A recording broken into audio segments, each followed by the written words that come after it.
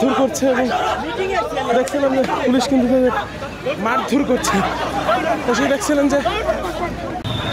দর্শক দেখছিলেন যে এই মুহূর্তে কিন্তু জুলাই যোদ্ধাদের ধাওয়া করেছে পুলিশ, এবং এই মুহূর্তে পুলিশ কিন্তু জুলাই যোদ্ধাদের ধাওয়া করে রাজধানীর শুক্রাবাদ থেকে তাদেরকে ধাওয়া করে কিন্তু ধানমন্ডি 32 এলাকা পার করে দিচ্ছে পুলিশ। এবং আপনারা কিন্তু সেটি দেখছিলেন যে একজন পুলিশ কিন্তু সেখানে আহত হয়েছে, একজন পুলিশ গাড়িতে কিন্তু পুলিশের গাড়ির সাথেই ধাক্কা লেগেই কিন্তু সেখানে আহত হয়েছে। এবং দেখছিলেন যে এখানে কিন্তু একজন পুলিশের গাড়িতে ধাক্কা লেগে কিন্তু আহত হয়েছেন, এবং সেটি কিন্তু আপনাদেরকে দেখানোর চেষ্টা করছিলাম যে এখানে কিন্তু পুলিশ তাদেরকে মারধর করছে, এবং দেখছিলাম যে পুলিশ কিন্তু তাদের মারধর করছে।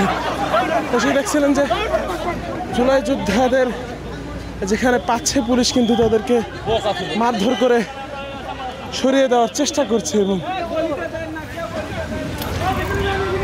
দর্শক দেখছিলেন ধানমন্ডি 32 অবস্থান করছিলাম, চতুর্দিকে ধাওয়া দিয়ে পুলিশ কিন্তু তাদেরকে ছত্রভঙ্গ করে দেওয়ার চেষ্টা করছিলেন, এবং জুলাই যোদ্ধাদের ধাওয়াতে একটি পুলিশের গাড়ি নিয়ন্ত্রণ হারিয়ে কিন্তু সেখানে আরেকজন পুলিশের সদস্য কিন্তু আহত হয়, সেটি কিন্তু আপনাদেরকে দেখানোর চেষ্টা করছিলাম।